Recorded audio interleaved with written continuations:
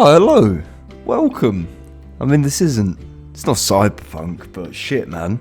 Isn't this, like, paling in comparison to cyberpunk? Didn't cyberpunk, like, shit on this game? So, look, as you can tell, we got no clip on the go here, and unfortunately, Red Dead 2 is nowhere near as exciting as cyberpunk, you know, for no clip stuff, because, you know, the game isn't actually unfinished, so it's a little bit harder to make content out of this. But today I wanted to show off Armadillo, and particularly some pretty interesting secrets behind a lot of these shops. But as always, guys, before we get into today's video, if you do enjoy this kind of content, then please do feel free to drop the channel a small subscribe just to show your appreciation, and of course to keep up to date with recent uploads. Anyway, so Armadillo in Red Dead Redemption 2 has a cholera outbreak, so obviously everything's a bit fucked up, and as well there's a lot of shops which were usable in the first Red Dead which are actually completely locked in the second one. If we go into the Saloon, which is probably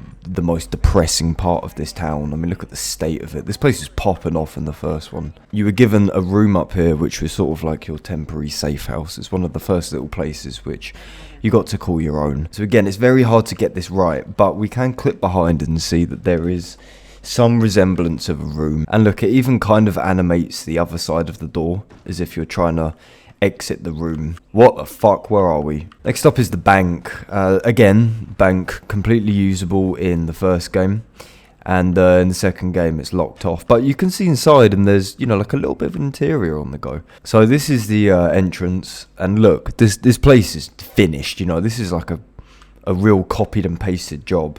But look, we have perfect lighting in here, but this place exists. It absolutely exists, and I find it interesting that Rockstar would just lock this off, you know, even though it's fully modelled. A lot of people say that this map has essentially just been ported over from the first Red Dead, and that's why there's a lot of strange oddities about it.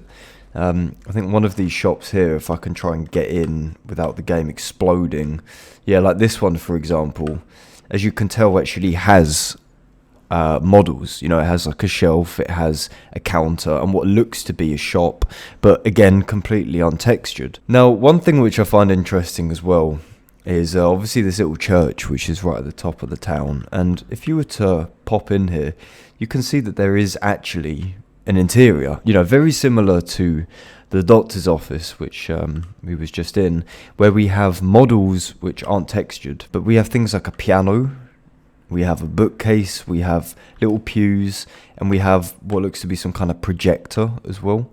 So I'm not really sure why this would be in a church. Again, my memory of the first game is pretty goddamn rusty. A lot of models and a lot of textures have been left near enough intact as if they were in the first game, like this barn as well. You know, again, all modelled, but completely inaccessible.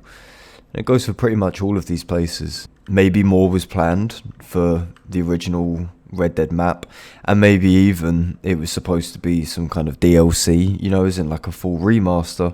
That could explain why bits and pieces are here, but for the most part there's a lot of nothing. As always, guys, thank you very much for watching. If you enjoyed, please do feel free to leave a like on the video, and I'll catch you lot in a bit.